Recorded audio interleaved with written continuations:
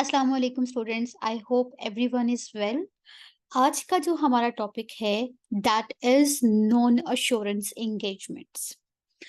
Non assurance engagements किसे कहते हैं, ये क्या होती हैं, इसको समझने से पहले आपके लिए एक चीज अंडरस्टैंड करना इज वेरी इंपॉर्टेंट कि लेट्स से मैं यहाँ पे एक ऑडिट फॉर्म बना रही हूँ।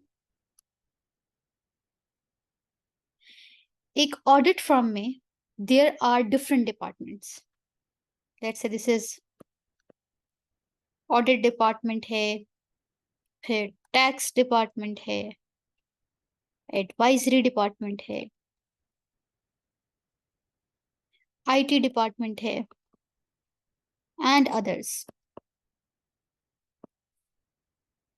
आप लोगों को ये अंडरस्टैंड करना चाहिए सबसे पहले कि एक ऑडिट फर्म पे एप्लीकेबल है, एक ऑडिट फर्म पे ये चीज अप्लाई होती है कि वो अपने ऑडिट डिपार्टमेंट के थ्रू एक हद से ज्यादा, बहुत ज्यादा प्रॉफिट जनरेट नहीं कर सकता, एक हद से ज्यादा अर्न नहीं कर सकता। There is a certain limit to it.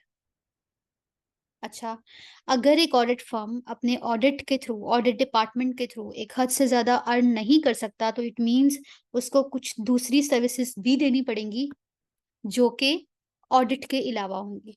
ठीक है? ऑडिट के अलावा जो वो सर्विसेज फिर प्रोवाइड करेगा, क्यों प्रोवाइड करेगा? अपने आप को प्रॉफिटेबल बनाने के लिए, बिकॉज़ आपके जितने भी ऑडिट फर्म्स हैं, वो प्रॉफिटेबल ऑर्गेनाइज़ेशंस हैं। They are profit making organisations. वो नॉट फॉर प्रॉफिट ऑर्गेनाइजेशंस नहीं है। तो खुद को प्रॉफिटेबल रखने के लिए उन्हें ऑडिट के अलावा दूसरी सर्विसेज प्रोवाइड करनी पड़ती हैं। Tax services, advisory services, IT services, tax services, दूसरी सर्विसेज, सो दैट वो प्रॉफिटेबल रह सके, इसके थ्रू अर्न कर सके और खुद को प्रॉफिटेबल बना सके। अब अश्योरेंस के अलावा बाकी जितनी एंगेजमेंट्स होंगी, उन एंगेजमेंट्स को हम कहते हैं नॉन अश्योरेंस एंगेजमेंट्स। क्यों? क्योंकि इसमें आपसे, क्यों हम इसको कह रहे हैं नो अश्योरेंस और नॉन अश्योरेंस एंगेजमेंट्स? क्योंकि इसमें आपसे कोई तसल्ली नहीं मांगी जा रही, कोई चीज चेक नहीं करवाई जा रही, अश्योरेंस नहीं ली जा रही, कुछ भी आपसे चेक नहीं करवाया जा रहा, आपको कोई भी सूटेबल क्राइटेरिया नहीं दिया जा रहा, इसके अंदर कोई भी इंटेंडेड इंटेंडेड यूजर नहीं होगा, कोई रिस्पॉन्सिबल पार्टी नहीं होगी, आप कुछ चेक नहीं कर रहे हो किसी के बिहाफ पे। आप सिर्फ क्या कर रहे हो, आप कैलकुलेशंस परफॉर्म करके दे रहे हो जिसने आपको हायर किया उसको, या फिर उसको शायद कोई एडवाइस दे रहे हो। इसकी मैं आपको आगे 2 एग्जांपल्स दूंगी।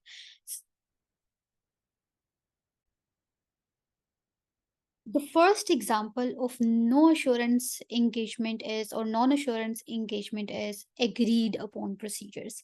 अब ये किस तरह की असाइनमेंट होती है? ये असाइनमेंट होती है just like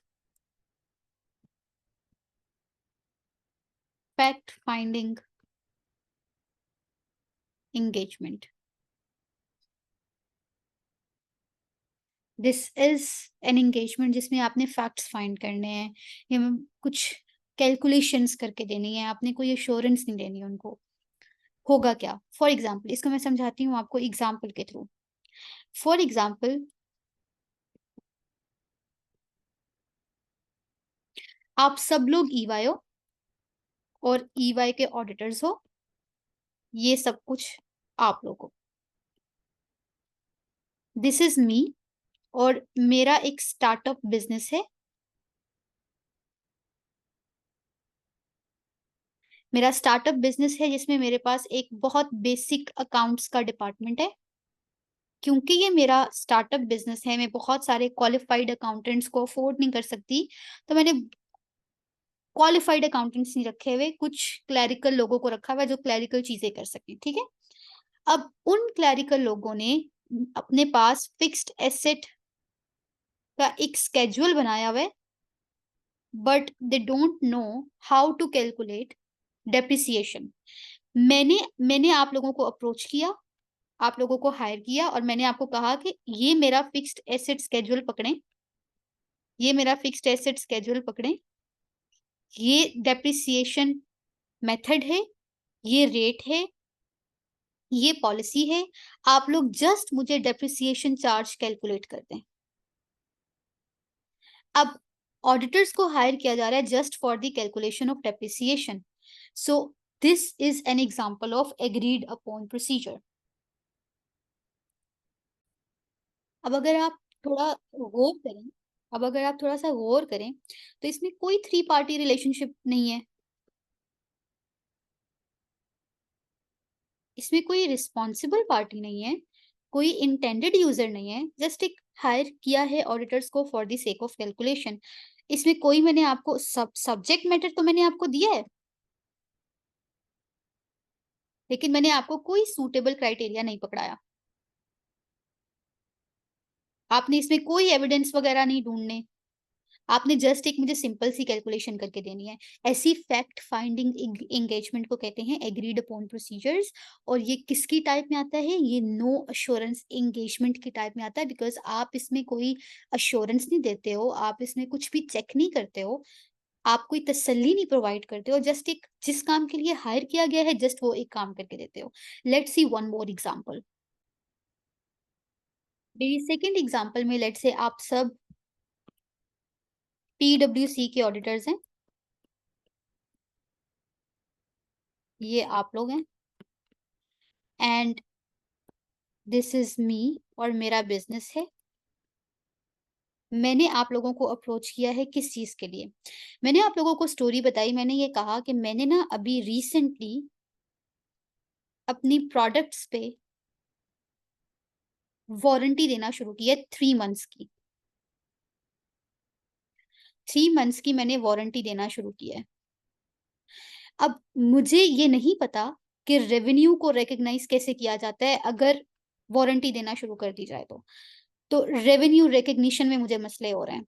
and we know कि आईएफआरएस 15 क्या कहता है इसके बारे में। As an auditor we know कि आईएफआरएस 15 रेवेन्यू रिकॉग्नाइज़ करने का क्या तरीका बताता है। मैंने आपको अप्रोच किया और मैंने कहा कि मुझे ना जस्ट आप लोग ये बता दो कि इसको रेवेन्यू को रिकॉग्नाइज़ कैसे करना है, ठीक है? तो आप लोगों ने मुझे ये बोला,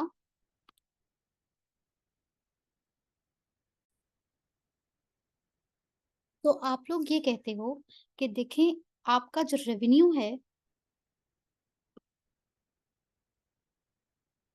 जो आपके रेवेन्यू की अमाउंट है, मुझे आप लोग मुझे ये कहते हो कि आप लोगों आपके जो रेवेन्यू की अमाउंट है, उस रेवेन्यू की सर्टेन परसेंटेज लें, उस परसेंटेज से आप प्रोविज़न रिकॉर्ड कर लें वारंटी की, एक्सपेंस डेबिट कर लें, वारंटी प्रोविज़न क्रेडिट कर लें, और अगर 3 माह गुज़र जाएँ और वारंटी क्लेम ना आए तो फिर इस प्रोविज़न को रिवर्स कर दीजिएगा। अब ये जो मैंने आपसे तरीका पूछा है, इसमें मैंने आपसे ना कोई कैलकुलेशन करवाई है, ना मैंने आपसे कुछ भी चेक करवाया है। मैंने सिर्फ़ आपसे एक एडवाइस माँगी थी, आपसे एक ट्रीटमेंट पूछा था, वो आपने मुझे बता दिया। That is also known assurance engagement, that is also agreed upon procedure. And you can hear out one more example कि लेट्स से मैं एक स्टार्टअप बिज़नेस को एक्वायर करना चाह रही हूँ, और जिस बिज़नेस को मैंने परचेज़ करना है, एक्वायर करना है, वो बिज़नेस मुझे अपने एक सॉफ्टवेयर की गुडविल 6 मिलियन चार्ज कर रहा है। मैंने आप लोगों को अप्रोच किया और मैंने आप लोगों से ऑडिट फर्म में कुछ लोगों को हायर किया और मैंने उनसे पूछा कि मुझे बस ये एडवाइस दे दो, मुझे बता दो कि क्या 6 मिलियन पे करना चाहिए या नहीं? तो यहाँ पे भी मैं आपसे कुछ भी चेक नहीं करवा रही, मैं आपसे कोई कैलकुलेशन नहीं माँग रही, मैं जस्ट आपसे एक एडवाइस ले रही हूँ। हाँ, अपनी कैलकुलेशंस करके शायद आप मुझे बता दो कि इसकी 6 मिलियन वर्थ नहीं बनती, इसकी डिफरेंट अमाउंट की वर्थ बनती है। So this is also no assurance engagement, ये भी एक फैक्ट फाइंडिंग असाइनमेंट थी। This is called agreed upon procedure, जो कि नो एश्योरेंस एंगेजमेंट के अंडर आता है। Now there is one more example, और वो क्या है जी? That is called compilation engagement. अब कंपाइलेशन एंगेजमेंट क्या होती है?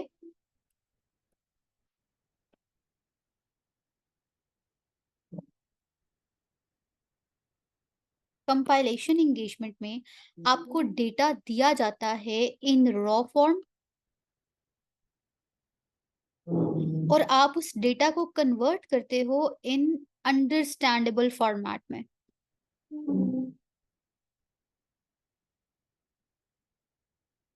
इसकी भी आप लोग एग्जांपल देख लें। फॉर एग्जांपल मेरे पास अकाउंटिंग सॉफ्टवेयर है क्विक बुक्स का। हम क्विक बुक्स में हर चीज़ को रिकॉर्ड करते हैं और एंड पे हमारा क्विक बुक से ही ट्रायल बैलेंस निकल आता है। अब इस ट्रायल बैलेंस को मैं चाहती हूँ कि हम कन्वर्ट करवा दें फाइनेंशियल स्टेटमेंट्स की फॉर्म में। हम ट्रायल बैलेंस से एसओएफपी बना लें, एसपीएल बना लें, स्टेटमेंट ऑफ कॉम्प्रिहेंसिव इनकम भी आप इसको कह सकते हो। हम इससे स्टेटमेंट ऑफ कैश फ्लोज़ बना लें। हम ये स्टेटमेंट्स बनवाना चाह रहे हैं। तो जब हायर किया जाएगा ऑडिट फर्म में से, एडवाइज़री में से किसी को या ऑडिटर्स में से किसी को और जस्ट उसको ये एक असाइनमेंट दी जा रही है कि ये ट्रायल बैलेंस है, इसमें सारी फिगर्स आ रही हैं, कोई कैलकुलेशन नहीं आपने करनी, जस्ट इसमें जो डेटा है इसको कन्वर्ट करना है इन द फाइनेंशियल स्टेटमेंट्स। ऐसी एंगेजमेंट को हम कहते हैं this is compilation engagement. Again इसमें कोई एश्योरेंस नहीं है, इसमें कुछ भी चेक नहीं कराया जा रहा, इसमें कोई क्राइटेरिया इन्वॉल्व नहीं है, that is no assurance engagement. One more example one more example मैंने लेट्स से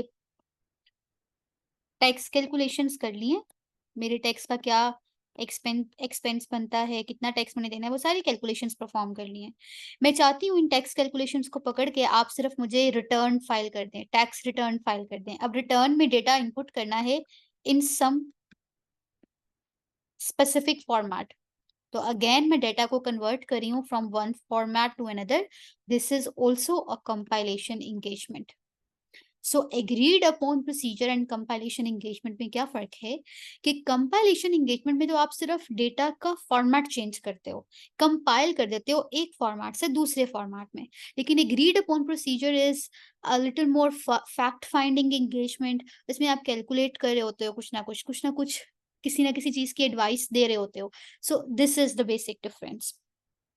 लेट्स से अगर मैं आप लोगों को कहती हूँ कि मुझे मेरे बिज़नेस की टैक्स सेविंग्स में कहाँ-कहाँ से टैक्स सेव कर सकती हूँ, मुझे ये बता दें। ये मैं क्वेश्चन में ये एडवाइस लेना चाह रही हूँ ऑडिटर से। अब this is fact finding engagement ना। अब पहले आप देखो कि ये एश्योरेंस है या नॉन एश्योरेंस है, यहाँ पे हम कुछ चेक नहीं कराया जा रहा। एक एडवाइस माँगी जा रही है कि मुझे बता दें कि अगर मैंने अपना टैक्स सेव करना है तो मैं कहाँ-कहाँ से करूँ, ठीक है? सो सबसे पहले तो आप लोगों के माइंड में आना चाहिए कि अच्छा ये नॉन एश्योरेंस एंगेजमेंट है। नंबर 2, अब 2 एग्ज़ाम्पल्स हैं नॉन एश्योरेंस की, 2 बताई हैं मैंने आपको, एग्रीड अपॉन प्रोसीजर या कंपाइलेशन एंगेजमेंट। कंपाइल तो कुछ नहीं कराया जा रहा, फॉर्मेट नहीं चेंज कराया जा रहा, एक फैक्ट फाइंड करवाया जा रहा है, एक एडवाइस ली जा रही है, तो दिस इज़ एयूपी असाइनमेंट और agreed upon procedure assignment. Then one more example and the last one, अगर मैं आपसे कहती हूँ देखें मैंने टैक्स सेविंग्स की कैलकुलेशंस कर ली है, दिस इज़ ऑलरेडी डन। मुझे सिर्फ इस टैक्स सेविंग कैलकुलेशन से एक डबल एंट्री बना दें, एंट्रीज़ करवा दें मुझे इसकी। तो डेटा तो है, सिर्फ उसे कैलकुलेशंस के फॉर्मेट से एंट्रीज़ के फॉर्मेट में लेके आना है। तो अगेन अब ये कौन-सी असाइनमेंट होगी? नॉन एश्योरेंस एंगेजमेंट तो है। अब क्या ये एग्रीड अपॉन प्रोसीजर है या कंपाइलेशन एंगेजमेंट है? Yes, you are right, this is compilation engagement.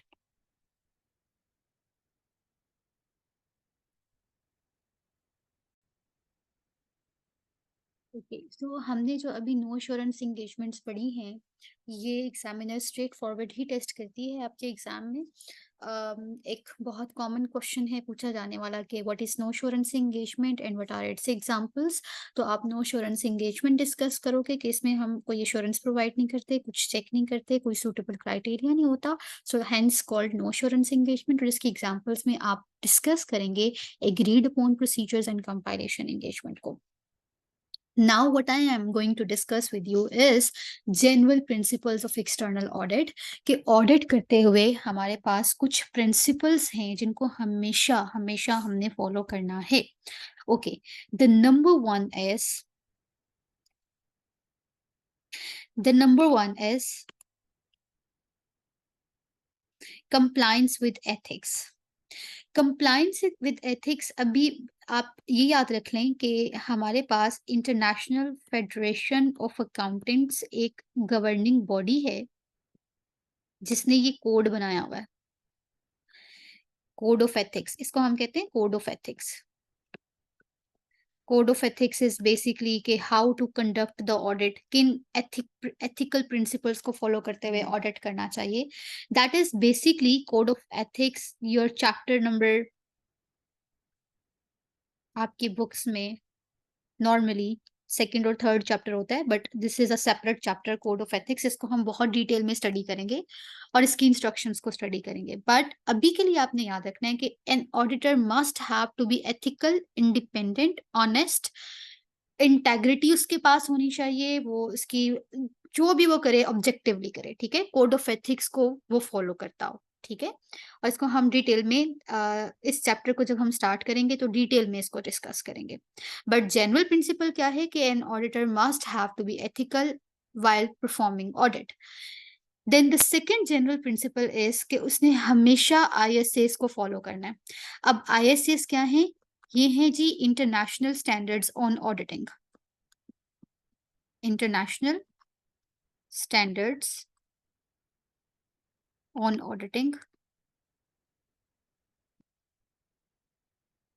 Basically ये इंस्ट्रक्शंस हैं कि ऑडिट करना कैसे चाहिए, हाउ टू डू ऑडिट.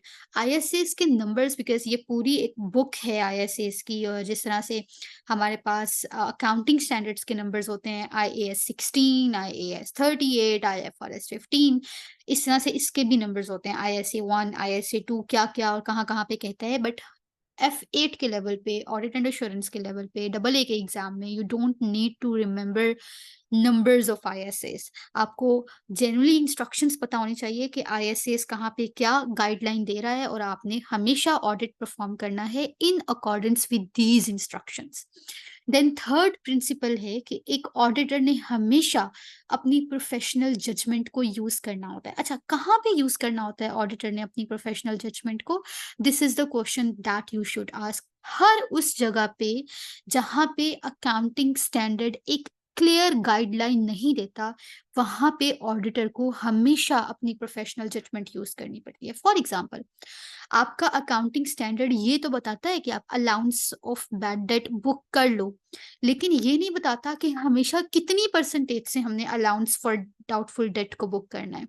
वो ऑडिटर की अपनी प्रोफेशनल जजमेंट होगी. वो चेक करेगा कि अगर क्लाइंट ने इतने percent allowance for doubtful debt create किया हुआ है, तो क्या ये परसेंटेज इतनी ही होनी चाहिए थी, इससे ज्यादा होनी चाहिए थी, या इससे कम होनी चाहिए थी? क्योंकि स्टैंडर्ड ने तो क्लियर गाइडलाइन नहीं दी, स्टैंडर्ड ने तो एक फिक्स परसेंटेज आपको नहीं बताई हुई. या आप इसको ऐसे अंडरस्टैंड कर लो, आपका जो accounting standard IAS 16 property plant and equipment है, वो ये तो नहीं बताता ना कि किस क्लास ऑफ एसेट पे या किस किस एसेट पे कौन कौन सा मेथड लगना चाहिए. ये प्रोफेशनल जजमेंट है. क्लाइंट अपनी मर्जी से एक मेथड रखता है और फिर इसको कंसिस्टेंट रखता है. ऑडिटर्स अपनी प्रोफेशनल जजमेंट यूज करेंगे और देखेंगे कि क्या वाकई इस एसेट को अगर इस मेथड के अकॉर्डिंग डेप्रिशिएट किया जा रहा है, तो क्या ये एक ठीक मेथड है. यानी इस मेथड से इस ये नॉर्मली अगर जैसे फॉर एग्जांपल कंप्यूटर्स हैं, ठीक है, कंप्यूटर्स और जो मशीनरीज होती हैं, वो अर्लियर ईयर्स में बहुत ज़्यादा इफेक्टिवली काम करती हैं और लेटर ईयर्स में उनकी इफेक्टिवनेस आहिस्ता आहिस्ता कम होती जाती है. सो अगर मैं एज एन ऑडिटर सोचूं, तो मुझे लगता है कि मेरे नज़दीक रिड्यूसिंग बैलेंस मेथड के थ्रू मशीनरीज को डेप्रिशिएट करना चाहिए rather than straight line method. Straight line method तो हम उन एसेट्स के लिए यूज करें ना जहाँ पे हमें इकोनॉमिक बेनिफिट्स कंसिस्टेंटली हर साल मिलते रहने हैं, because depreciation reflects the using pattern. जो benefits हम एसेट से ले रहे हैं उस पैटर्न को रिफ्लेक्ट कर रहे होते हैं ना मेथड. सो ऑडिटर ने हमेशा अपनी प्रोफेशनल जजमेंट को यूज करना है हर उस जगह पे जहाँ स्टैंडर्ड एक क्लियर गाइडलाइन नहीं देता. अपनी प्रोफेशनल जजमेंट को यूज करके वो चेक करेगा कि क्या क्लाइंट इस पॉइंट पे काम ठीक कर रहा है या नहीं. Then very very important, professional scepticism. एक ऑडिटर ने हमेशा हर चीज को क्वेश्चनिंग माइंड से देखना है. आपने कभी भी ये नहीं सोचना ऑडिट परफॉर्म करते हुए कि इसमें तो कोई गलती नहीं हो सकती. आपने हमेशा हर चीज को देखना है with questioning mind, with negative thinking कि इसमें क्या गलत हो सकता है, इसमें किस चीज में ये लोग फ्रॉड कर सकते हैं. So always always maintain professional scepticism. Then the last one is that stands for sufficient and appropriate audit evidence.